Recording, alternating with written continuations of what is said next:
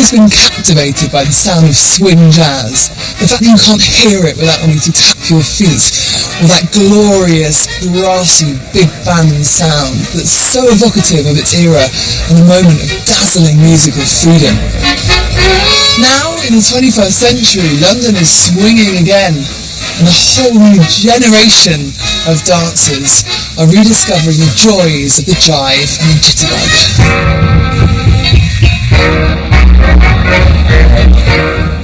We might think of swing as white music for white audiences, but beneath that story lies a remarkable tale of race, politics and society.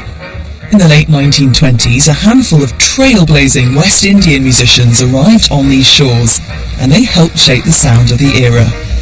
I thought it was high time we looked at this neglected chapter of musical history and rediscovered the black musicians who really made Britain swing.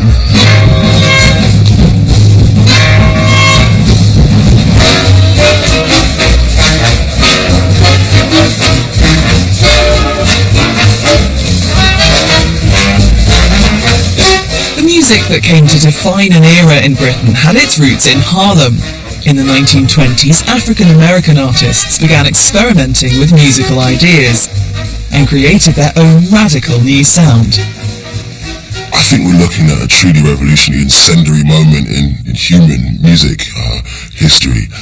And from the earliest examples of freed slaves playing music in Congo Square in New Orleans, and the blues and those traditions, those things coming together, there was, if you like, just an infectious mix of music that was destined to take over the world.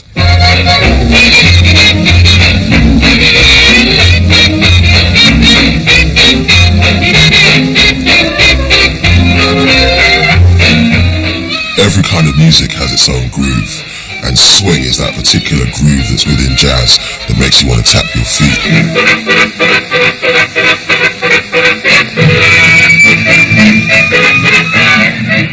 As Duke Ellington famously said, don't mean a thing if you ain't got that swing. For years, the British had swayed politely to the sound of light music at afternoon tea dances, but these were swept aside by the sheer energy of black American jazz, which not only inspired exciting new dances, but helped diminish painful memories of the First World War.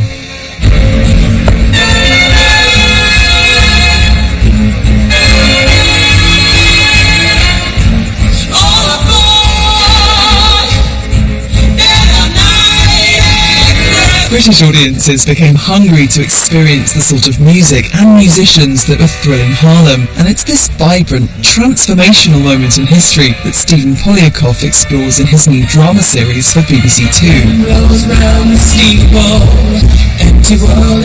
Dancing on the Edge follows a fictional black swing band as they dazzle London's high society.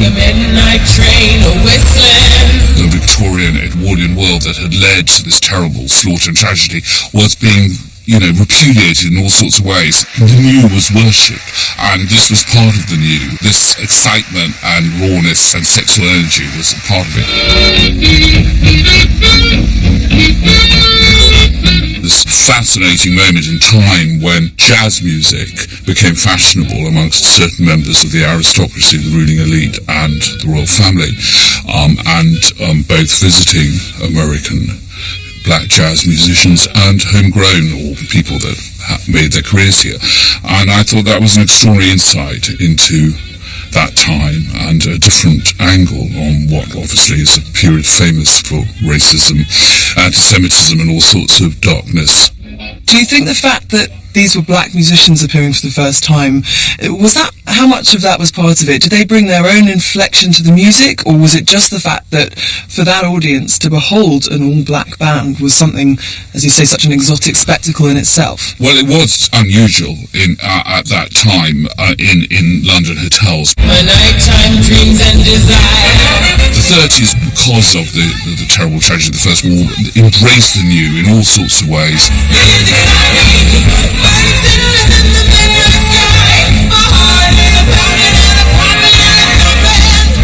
Very sexy, that music. Yes. I think we forget, you're right, we don't tend to think of that music. Well, that does bring us full circle. It is very sexy. That is precisely why a lot of these people were drawn to it at the time. Gorgeous little sound. You love this jazz sound, don't you? It was a very vibrant time in the music scene in London.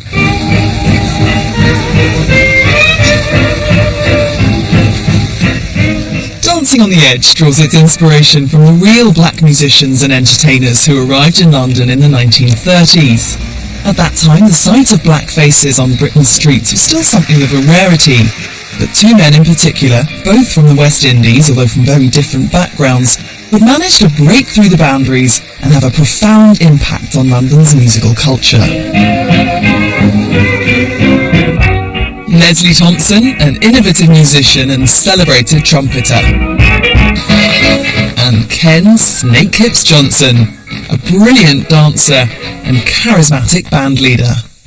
When Ken and Leslie joined forces to create Britain's first black swing band, it was the beginning of both musical and social change. The possibilities of that were cut short when their story ended in tragedy at the height of the Blitz. But while it lasted, their phenomenal success was an inspiration to others and the birth of a new era where black musicians could take centre stage for the first time.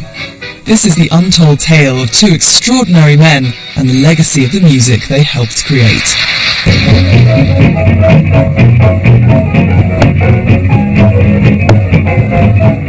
It was like being in heaven. The music, it lifted one, all the people that the dancers, the musicians, it lifted you completely, you left the club or whatever feeling a different person, feeling satisfied and very happy with life, It was a renaissance of black music at that period, at that time. It was the birth of West Indian black British music. Musicians today still find something enticing in the black British music of the 1930s and are drawn to its infectious swing. Musically, how radical was their stuff? I mean, was there a direct through line from American swing and American jazz? Or were they creating their own British sound that also had that Caribbean flavour to it? When you hear the ways in which they phrase, if you hear the phrasing within the trumpets, there's very subtle, almost calypso-like resonances happening.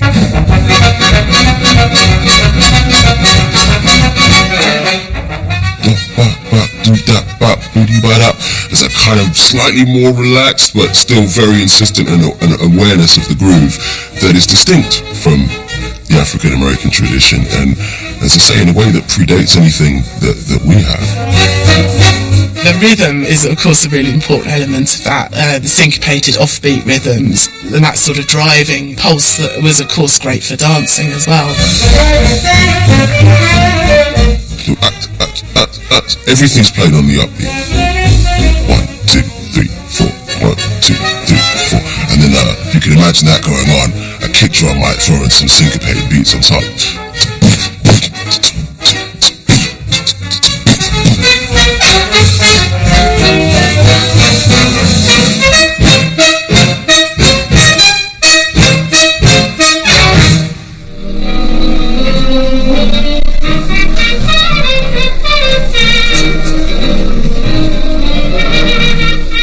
Leslie Thompson first picked up the euphonium at his orphanage in Jamaica. From the start he showed great promise, and he continued to play after joining the West Indian Regiment of the British Army. Jamaica was part of the British Empire, and the army gave him an opportunity to escape the economic deprivations of the time, come to Britain and get a prestigious musical education.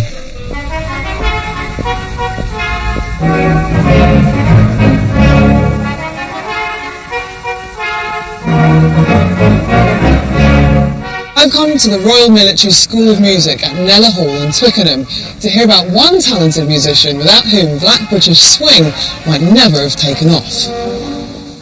Leslie arrived here in 1919, aged just 17, and I've heard about a precious school record book that shows just how talented he was. Leslie Thompson came here. There's a record, the entry from the Miller Hall. We can see the West India Regiment. There's two dittos, so you have Beccles, McLean and Thompson, 68 Thompson. And they joined Miller Hall 13th of April 1919 and left the beginning of December the following year, 1920. And Leslie's instrument here was the euphonium, the other two, clarinet and cornet. And you can see fairly good. Comes to Leslie Thompson. Very high. Very high. And there isn't another very high. There's very good and there's fair. There's no other very high. So is it fair to say that Leslie Thompson was pretty exceptional as a musician? Yes, oh yes. The document here in Twickenham says euphonium, but I know Leslie had violin lessons. So there's a violin before he came to England. He played trumpet or cornet. I suspect he played the trombone before he came to England. And by the time he settled in England in 1929, he could play the cello, the string bass, trumpet, trombone, clarinet, you name it. He learned them all because he was going to be a professional musician.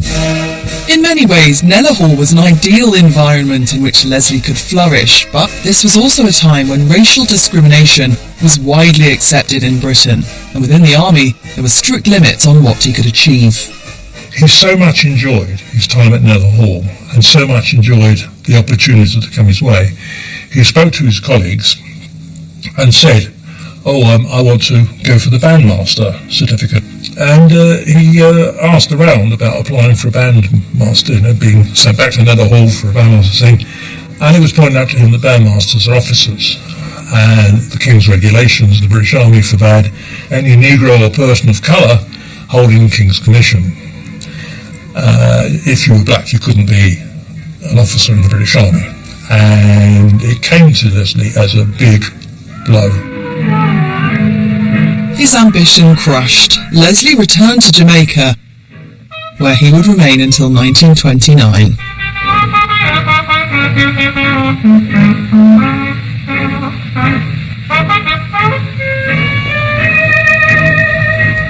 The man with whom Leslie would eventually form his all-black swing band, Ken Snakehips Johnson, was from an entirely different background. The son of a government minister, he grew up amongst the privileged classes in British Guyana, and in 1929 he was sent here to William Borlase School in the quaint English town of Marlow, Buckinghamshire. The plan was for Ken to finish his schooling and then train for a respectable profession, maybe medicine or the law. Young Ken, on the other hand, had different ideas. Within just a few years of arriving here, Ken would be intoxicating London audiences as a dancer and band leader. But meanwhile, he quickly settled into ordinary school life. Today, he's still remembered fondly and serves as an inspiration for students at the school. It's extraordinary, isn't it, to see 1930, Ken very much the only black face here. Do we have a sense of how he reacted to that? Do we have a sense of how he dealt with those challenges?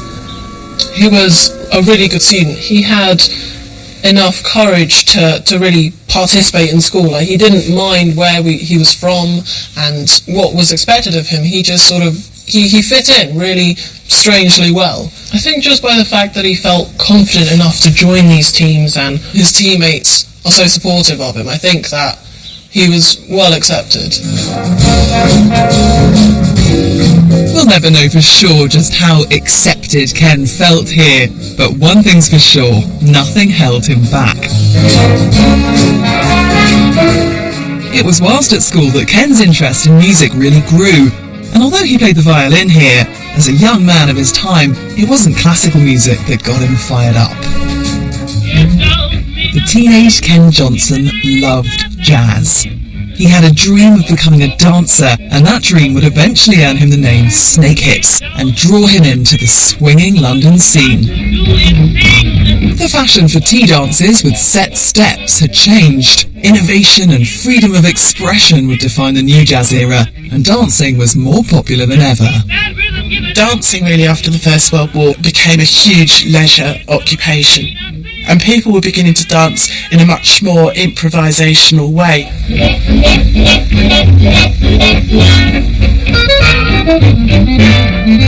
Rather than following strict steps like you get for something like the waltz, taking on these new dances like a foxtrot or a quick step, and maybe being able to improvise much more and choosing the steps that they would do. But at the same time you get these sort of novelty dances, things like the grizzly bear and the turkey trot, that had their own sort of little steps associated with them as well. Whether it was the Bumblebee Sting or the Charleston, everyone was dancing. And to feed the nation's growing obsession, huge venues opened up, known as the Palais de Danse. These were huge, great, massive venues, and they put a band quite often at each end. There'd be a stage at each end. Inspired by American jazz music, white British big bands offered an anglicised take on that sound. This soon became the popular dance music of its day. And meanwhile, exciting new technologies like the wireless and the latest record pressings also allowed some audiences to experience that authentic American sound.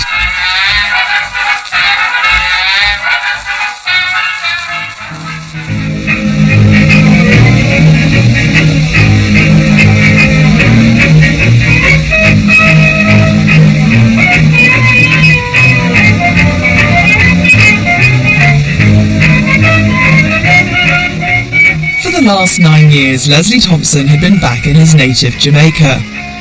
He was making his living playing music in the silent movie theatres, but when the talkies arrived in 1929, his career was suddenly under threat, and it was to Britain that he would turn to seek bigger musical opportunities. He came here to work as a professional musician, which means dance bands, theatre, pit bands, show bands, perhaps making films, and that's what you could do. Leslie hoped to make his living as a trumpeter, and like every other jobbing musician in London, he headed to Archer Street. This narrow back street in Soho became a sort of unofficial labour exchange for freelance musicians. And with the older music hall players not exactly suited to the new music, which exploded all existing rules, it became about the next generation coming through. And this is the block on which those new kids gathered.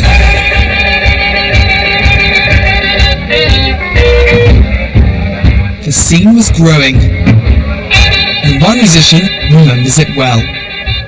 It was like this. You turn up in Archer Street and it was packed from one end to the next. And as you walk back, you see guys used to put their hands up like that. Got a gig for you. And this tells you how much. 5 or 10 or 15 pounds, as the case may be, by the hands going, you know. And that's the way we used to get our gigs. During the Depression of the 1930s, Archer Street was a crucial hub where musicians like Leslie found work, from underground clubs to playing in the orchestra of huge West End musicals. Leslie Thompson was a great musician. He played several instruments. He fit right into the West End stage musical scene. Why is it that civilized humanity? They wanted instrumentation that would give the flavor of jazz, of authentic jazz, to the stage musical. He hooked up with C.B. Cochran, a great producer, did the early Noel Coward smashes on stage, so he was very well received. In the early 1930s, the finest American sounds were arriving in London, and jazz enthusiasts heard Louis Armstrong and Duke Ellington's pioneering recordings, or saw them live when the bands came here on tour.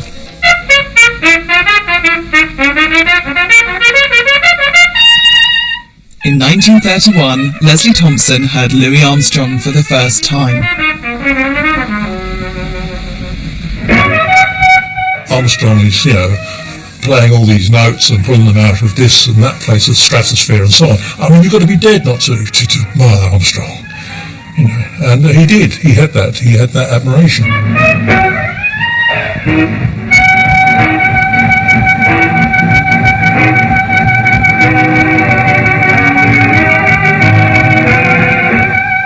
British audiences loved this stuff and wanted more of the authentic jazz sound from America. But in the context of the Great Depression and high unemployment, the government passed legislation to safeguard British jobs and restrict visiting musicians.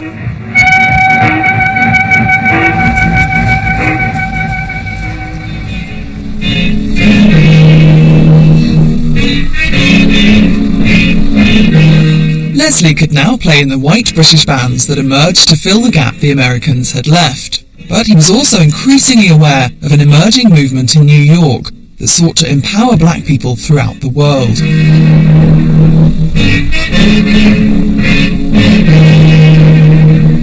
In 1914, Marcus Garvey set up the Universal Negro Improvement Association that encouraged black people to celebrate their African heritage.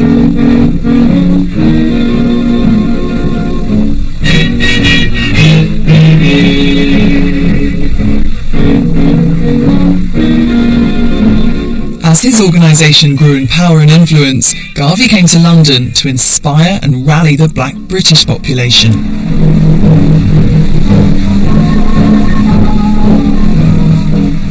It was at Speaker's Corner here in London's Hyde Park that Leslie Thompson would have seen Marcus Garvey in the flesh and heard his message of black economic empowerment. Leslie was moved by Garvey's words. He'd been prevented from becoming a band leader in his regiment because of his colour, but he saw now that in the world of jazz, this could be the key to his success. He realised that his opportunity was going to be standing in place of these missing African Americans, and in particular, as people were beginning to become more acquainted with Louis Armstrong as a performer, that he could stand in for Louis Armstrong. People were associating this new music, jazz, with black people, and as Leslie said, there was a song called My Face Is My Fortune, and he was in the right place at the right time. He was a black guy who played the trumpet in London.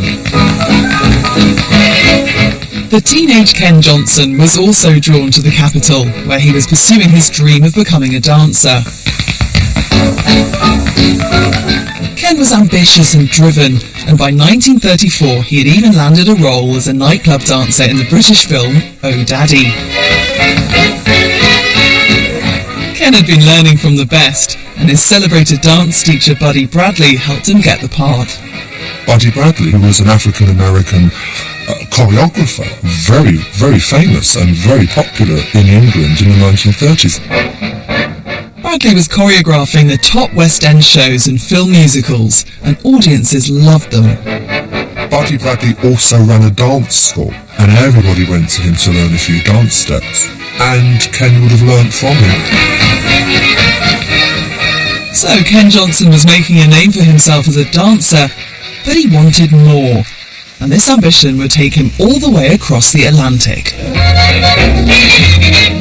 It's on record that Ken Snake-Hips Johnson visited New York in 1934 at the height of the popularity of the Cotton Club and the black bands. My biggest name was Smokey Joe, and he used to hide me. Duke Ellington, Cab Calloway, Fletcher Henderson. He'd met Fletcher Henderson, the most influential swing band leader of the mid-30s. Mr. Henderson said, here's a baton. Can you conduct the band? Go ahead. See, that's easy. When you go back, you should get a band. You could make some money. So that's all the encouragement he needed. Ken returned to Britain with a new nickname and a new career. He was now Snake-Hips Johnson, band leader. He was young, handsome, and he had aspirations of really making it. And coming from what you would call traditional middle-class background, he really wanted to be a posh star, I think. The jazz craze spread through London's West End, and high demand created more opportunities. Many West Indian musicians came to seek their musical fortunes in the UK, and a small but thriving artistic community sprang up. Earl Cameron, then a budding young actor, came over from Bermuda, attracted to the scene. The Jigs Club, you've heard of the Jigs Club? I have, yeah. Oh, that was the real hangout place. Tractors, Bateman Street in Soho. La Java Club, that was on Old Compton Street. Jazz, all jazz music. First-class musicians, you know. York D'Souza, York D'Souza is a pianist. I knew them all. Anger them all, yeah. That's what London was like.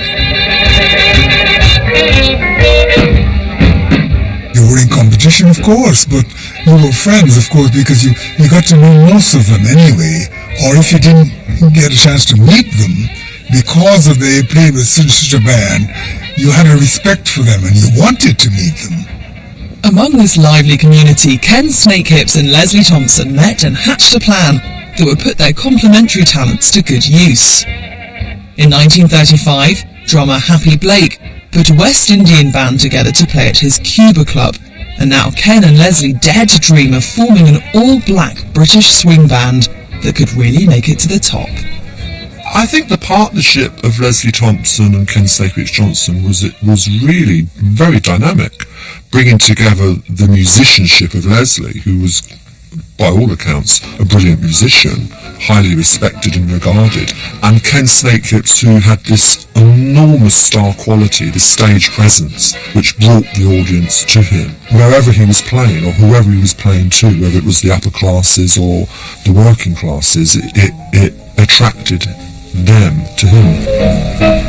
With their own roles clear, Ken and Leslie set out to find the finest black musicians around to form the band and turn a bold dream into reality. In 1936, they launched the Emperors of Jazz, the first real black British swing band. The 14-piece group included Jamaican trumpeter Leslie Jiver Hutchinson. I met up with Jiver's daughter, singer Elaine Del Mar, who still has the original photograph of the band. And this is a picture of Ken Johnson's band. I love it because there's my father, and there's Leslie Thompson, York D'Souza is on piano, Bertie King, and on guitar here was Joe Denise. They were a very good-looking band, weren't they? Immaculate. Beautiful. Mm-hmm. The Emperors of Jazz were a disparate mixture of African, Welsh, Jamaican and London-born players, all united by their colour. Well, almost. I love this picture in particular as well because they've got these two trombonists who are white with their not very good black. They put on a little Egyptian on their faces. Black trombonists were apparently hard to come by, so the initial lineup of the Emperors of Jazz also included two white English boys, who blacked up to fit in with the band. White imposters aside, the Emperors were offering something completely new. This was something unique. This was something that hadn't happened before. This was a black British stroke Guyanese, young, charismatic guy fronting a band, and that had never happened. The black musicians and band leaders that people had been exposed to before had all been African-American visitors. Behind the scenes, Leslie, as musical leader, put the band to work in Soho's Gerrard Street.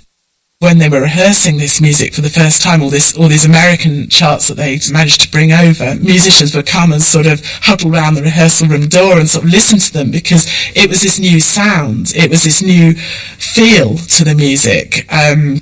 He speaks in particular trying to get the lift and swing in the rhythm section, so he would grill the rhythm section to try and get that feel right. After nearly 2 months of tough rehearsals, the band were ready to put themselves out there. From London to Liverpool, the band toured the country, and by late 1936 audiences were lapping them up. Much of their success was due to the sheer thrill of their music, but their timing also helped, as white British audiences were now ready to enjoy the talents and the novelty of an all-black swing band.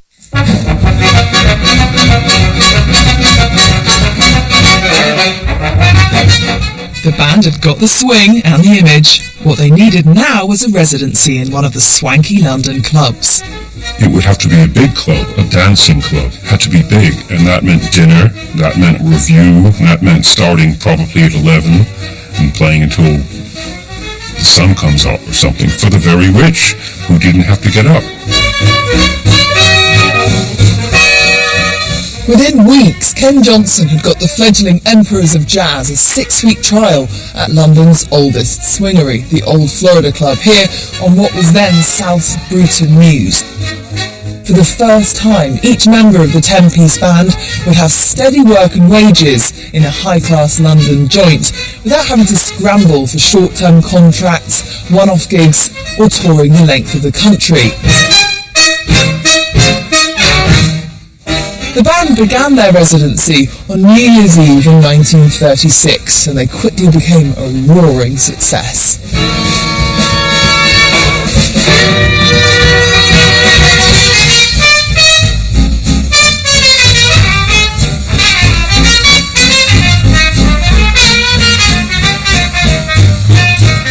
For the first time, the Emperors of Jazz were bringing a homegrown, infectious, black American-style swing to British dance floors.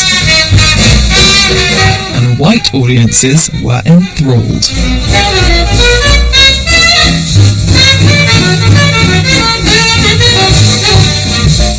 Reports at the time attest that this was just the swinginest band in London, not just because they were black, but because they played the music with a gift of positivity and insistence and a belief. You got to remember that the West Indies is closer in proximity to America as well, so a lot of these musicians would have spent time in North America. They would have spent time hearing Ellington up close and getting a sense of the source and transmuting that to an audience.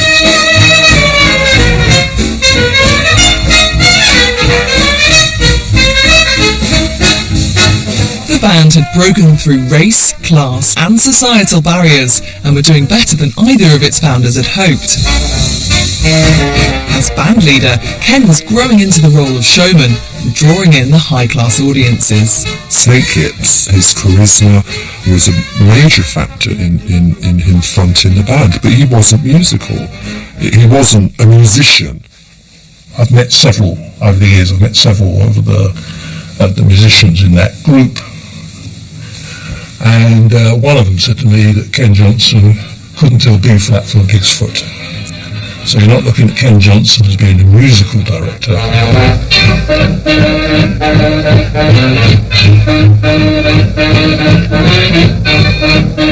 But Leslie's musical rigour meant the product was as good as its promise.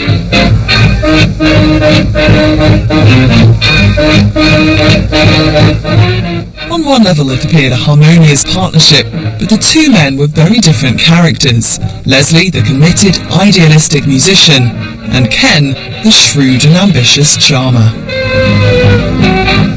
Don't forget, a lot of the band leaders then didn't play anything, didn't need to, or even if they could play an instrument, they didn't play it in front of the band.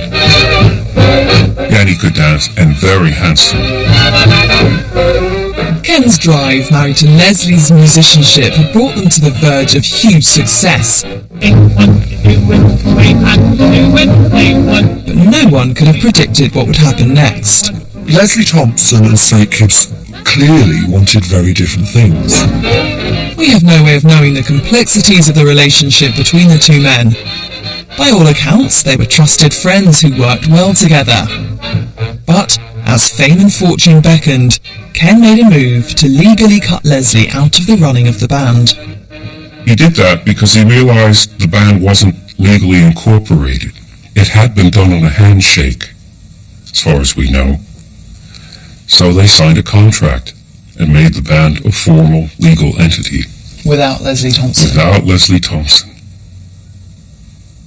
That's got to hurt if you're Leslie Thompson. Yes, a room full of silence here. Perhaps looking ahead to the future, for a band of that kind to sustain itself, it needed a figurehead. And Leslie Thompson couldn't be the figurehead. It had to be Ken Snake Hips. So there the conflict must have started. What it was in effect was that Johnson stole Leslie's band, but it would have been open for negotiation, I think.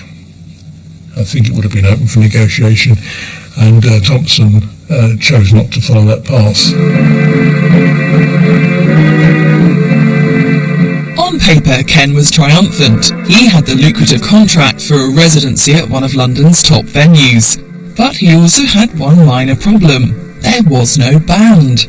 All but two of the lineup had left with Leslie, and Ken now urgently needed new musicians. He sent word back to the West Indies, where he knew the very best players in the business.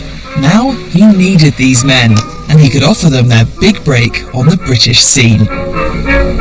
A new lineup, a new band and a new name was born. Ken Snake Hips Johnson and his West Indian Dance Orchestra. They certainly looked the part.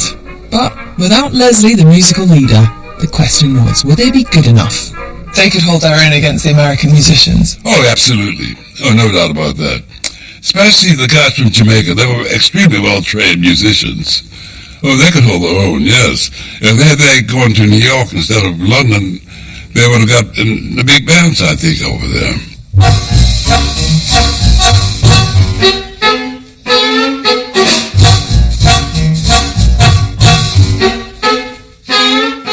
It was just a few days after Snake Hips' new recruits stepped off the boat from the West Indies that Ken's orchestra got their first glowing review from Britain's leading jazz newspaper, Melody Maker.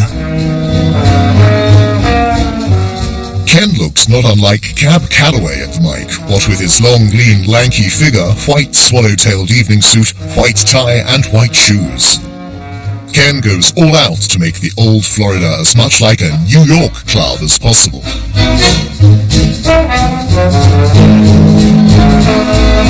The residency at the Old Florida Club really opened doors for the band. The public knew where to find them and began seeking them out, and the new West Indian group were well and truly on their way.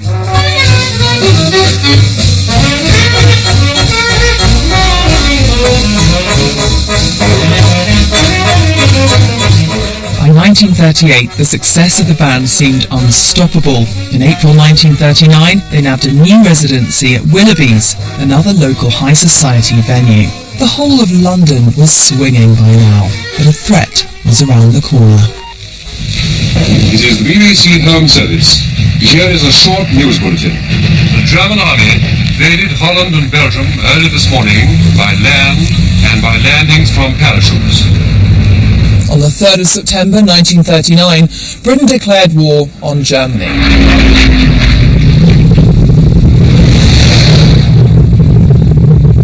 As war raged overseas, many London clubs shut their doors due to fear of bombing.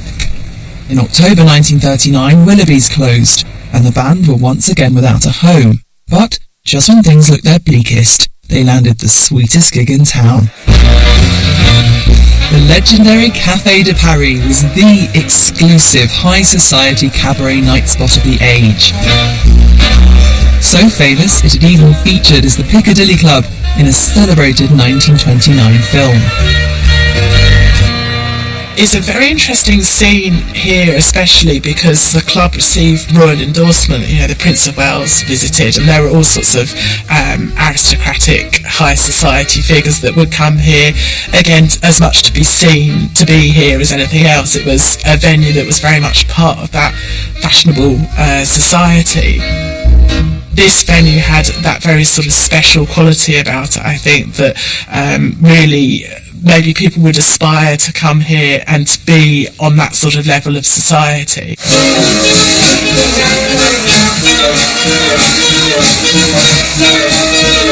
The Café de Paris was also one of the only nightclubs that didn't close during the war. Situated 20 feet underground, it was billed as bomb-proof, London's gayest, safest night spot. What about dancing? This is really the first era in which people can go to a swing club and swing. Did that have a real impact, do you think, on what was happening socially at the time? Yes, it did, because England at that time, you know, we've always been a very conservative country, conservative with a small c.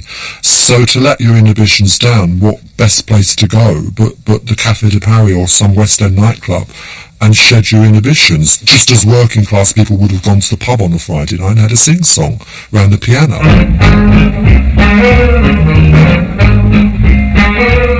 During the war, clubs like the Café de Paris were more popular than ever, as thousands of Londoners danced on. The uniform was a great social leveller, and for those who could afford it, this once exclusive nightclub now welcomed a far broader clientele. Everyone wanted the same thing, to escape the dreary everyday hardships of the war and to live every day as if it was your last.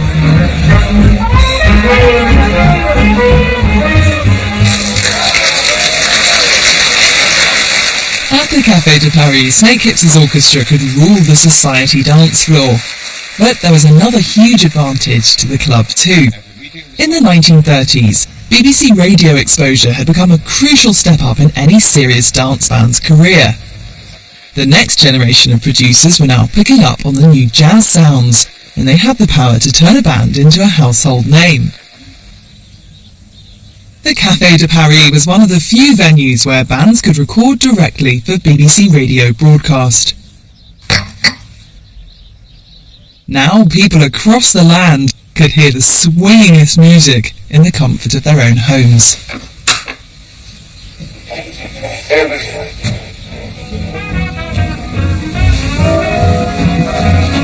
People had to let down their guard and shed their inhibitions, certainly during the war. People like Ken Snakeips Johnson would have encouraged that with his music on the wireless, and that must have been wonderful for people to listen to. It was a lover and his last To escape from the war when that came about and the bombing and the air raids, but what a wonderful way to escape from that reality. Ken Snakeips Johnson's orchestra were in solid rotation in the late night slot on the airwaves, reaching a peak audience of over 3.5 million listeners in April 1940. And the band even managed to get on an early television recording. He became a huge personality and associated with radio. Even before the war, his radio career is really important because it did bring him to that mass audience. Snakeips may have stepped on a few toes along the way, but he was fast becoming a celebrity. By 1940, his group had been voted #1 swing band in Britain. And Snakeips was interviewed by radio journalist Una Marson for her series Calling the West Indies on the BBC's Empire, now World service. So you left London a tap dancer and returned a band conductor? Well, I first had to convince London that I could conduct as well as I could dance. And how did you set about it? Well, when I got over here, I got a band together, nearly all Jamaicans. We were billed as the Jamaican Emperors of Jazz, and we got stage engagements at various cinemas in the country. Yes? And then after a year, I reorganized the band with West Indians from all the important islands in the West Indies, a real West Indian band. And this new venture led you where? Well, again, we were very lucky. We got a contract to play at a smart West End club, the Florida. We stayed there for 2 years and made some very good contacts. And of course you started broadcasting. Yes, at the end of those 2 years, in 1938. And so then you really felt established. I'm glad to say we did.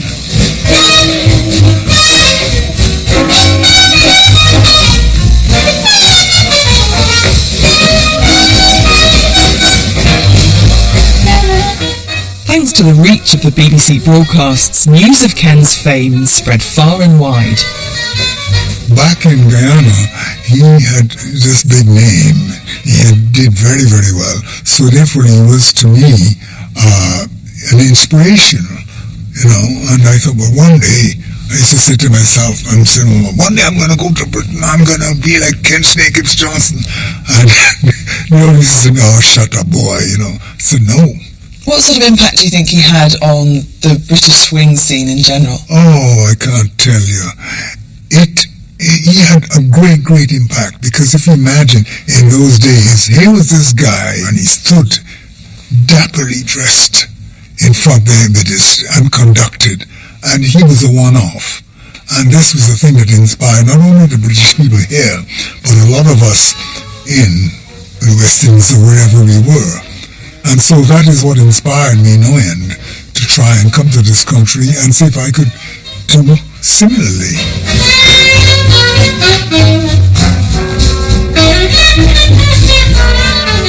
The young Ken Johnson had worshipped great African-American band leaders like Cab Calloway and Duke Ellington. But now Britain had its own band leader who could stand shoulder to shoulder with his heroes.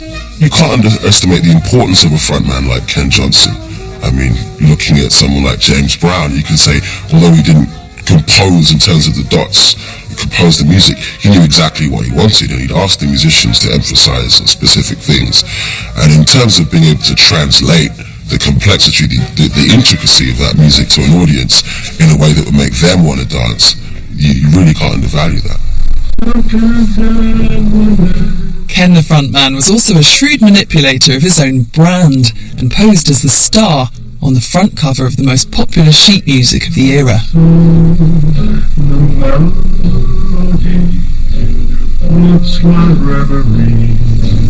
Elaine Del Mar still has some of the original publicity shots. This is a wonderful one. Ken, Snake Hips again. Yes. Clearly Ken is the star. Yes. 1936. Had a great deal of style, didn't he? Certainly did. Look at that. Yeah, this one's to my pal Leslie, you see. Yeah. Wow. At the height of their success, the orchestra's elegant, white tailcoat-suited bandleader was living a charmed life. Ken was making good money, in some part on the backs of some of his musicians. That's the way it was then. And he lived in the West End. He could walk to work. He dressed well. He could dine at the Embassy Club. And then walk on over to the Café de Paris and lead the band.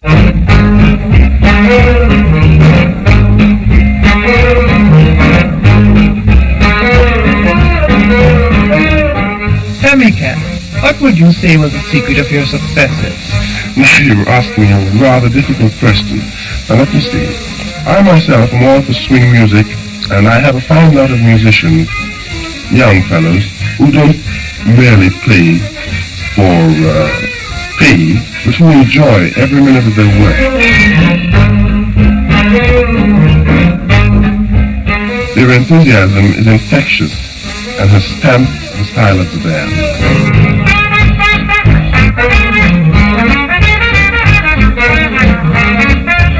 Snake Hips was now a household name, but what had become of his former partner Leslie Thompson? Well, Leslie would never again lead his own band, but he was a respected musician in high demand on the London scene.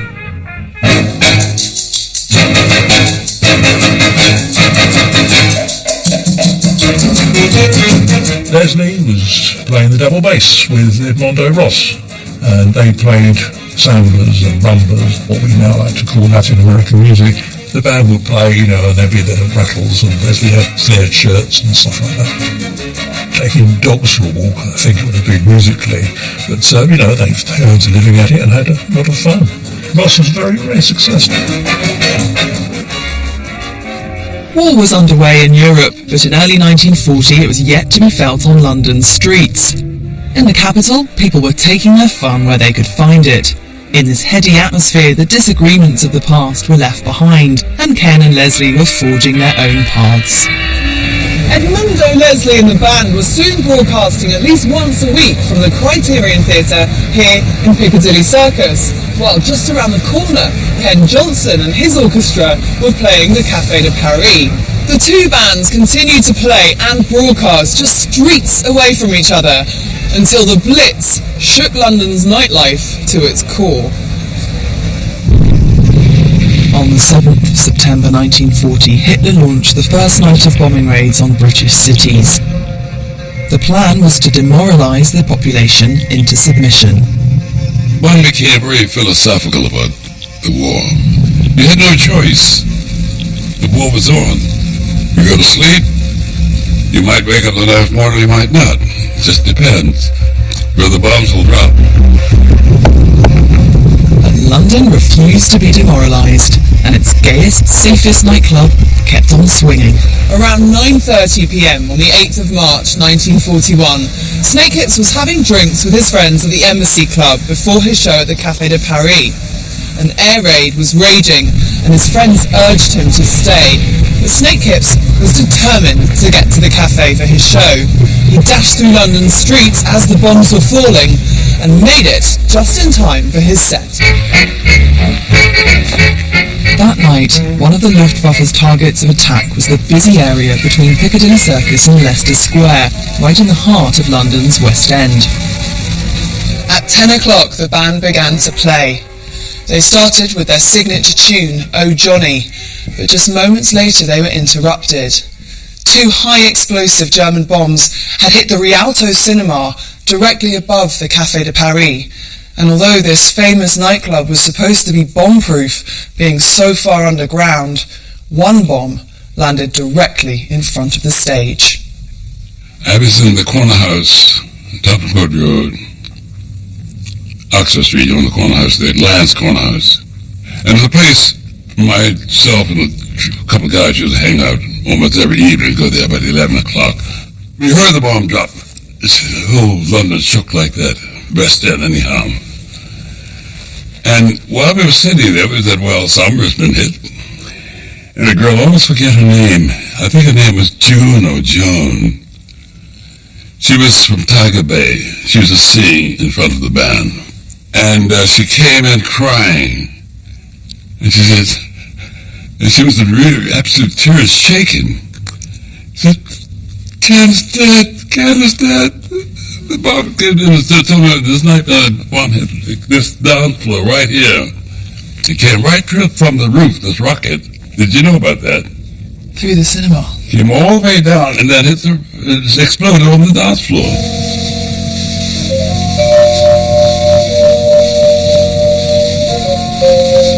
Standing right here at the front of the stage, Ken Snake Hips Johnson was killed instantly. Like so many thousands of innocent Britons, Johnson lost his life in the Blitz, his ambitions destroyed.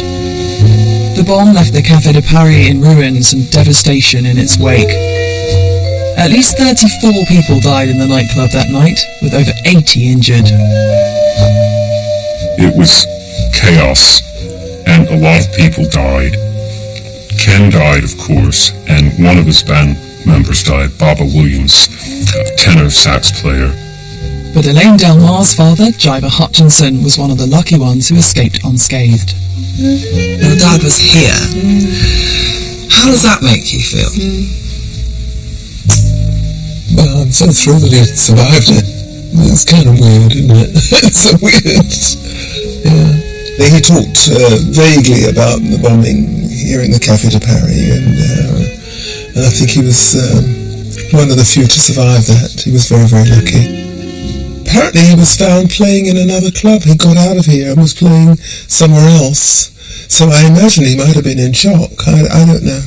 The aftermath was just dreadful, and what happened was awful. But the loss of lives was terrible. But the loss of Ken was just really unbearable, because no black British band leader had got as far as he had. And he was immensely popular and loved by the British public. But the British public didn't really have time to mourn. As Hitler's Luftwaffe pounded London, more men were called to fight for king and country. In 1942, Leslie Thompson was conscripted and served as a gunner in the Royal Artillery, defending Britain's south coast.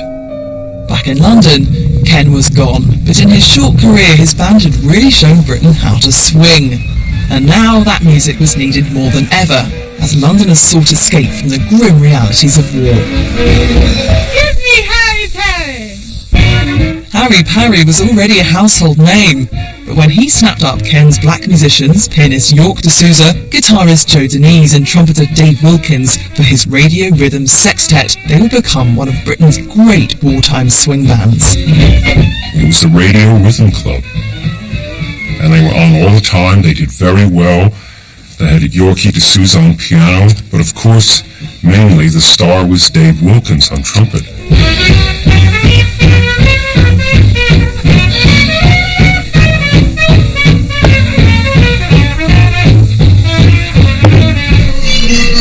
As the war intensified, Ken's musicians helped keep the swing dream alive.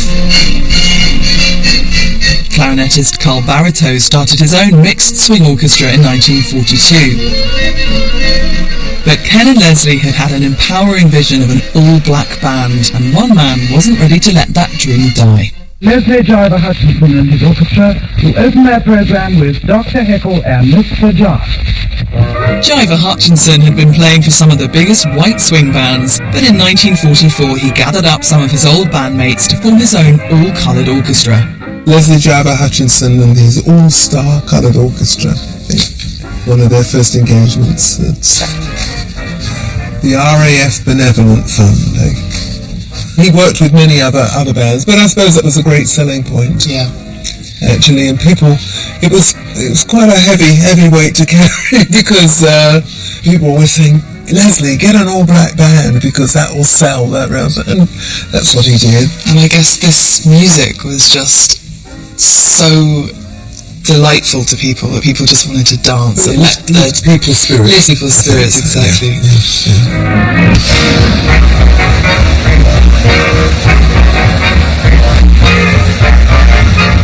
Post-war Britain was a very different place. Swing had kept the nation's chin up and toes tapping through tough times.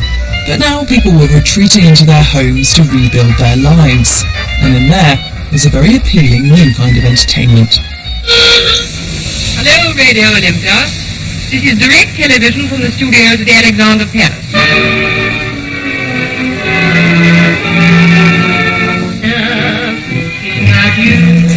In the 1950s, the way we lived our lives changed. New technologies and a freer, more aspirational society meant far greater choice both inside and outside the home. New musical styles were jostling for attention, and rock and roll was just around the corner. The nation was now hooked on popular dance music, and swing had started it all. And what of the trailblazing duo who had brought black British swing to the masses? Well, Ken's life may have been tragically cut short. But after the war, Leslie found himself back on Archer Street hustling for work. By the 1950s, though, as he struck middle age, he'd fallen out of love with the music business. I think when he decided to pack up playing music, which is in 1954, 30 years before he died, he had realised that the music industry, the entertainment industry, is superficial, and he wanted more than that. He was influenced by really two forces. One was the Garveyite, which was an inspiration to make something of himself and for his community, but also it must have been religious because he allied himself with the Anglican Church. But he worked with immigrants. That's what he wanted to do. He eventually became a parole officer and worked out of Pentonville. And he never again tried to create an all-black British swing band. No, that was past. A different life. And his life was one of inspired service to others.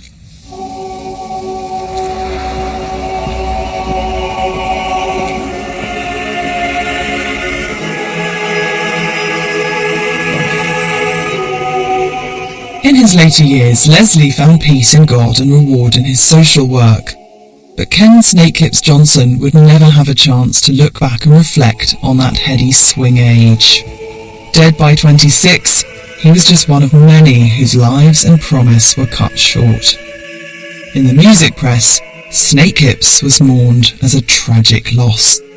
After his death, Ken's ashes were returned to his school chapel in Marlow, where they still rest.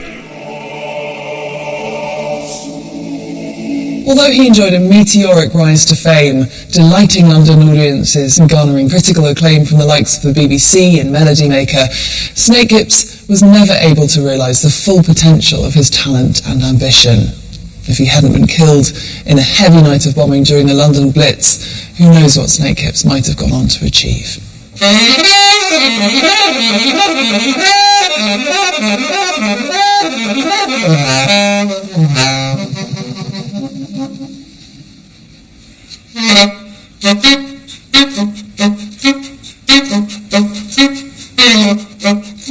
It certainly struck me, his death right here at Café de Paris in the Blitz, connected to such a pivotal moment in British history. and again, not necessarily being celebrated as such. I felt it was important to honour that story, the tragedy of it, and the triumph that his music lives on, you know, through writing a song dedicated to him.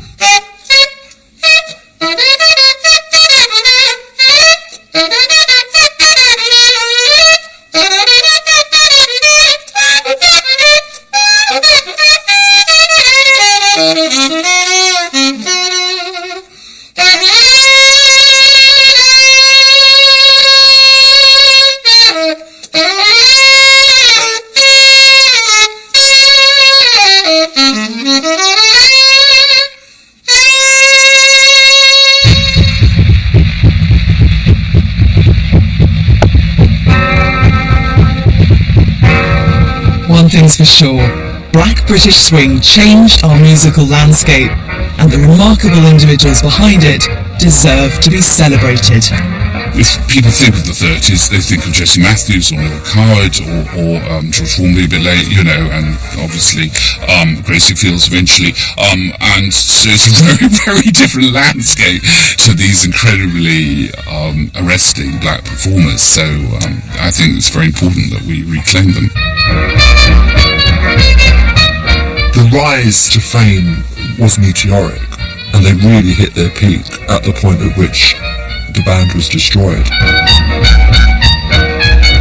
It's amazing when I think where they came from. They came from the Caribbean and came to London, to the heart of Mayfair here, you know, and how they climbed up that ladder. It had a tremendous influence on me as a musician, just to see a sense of lineage.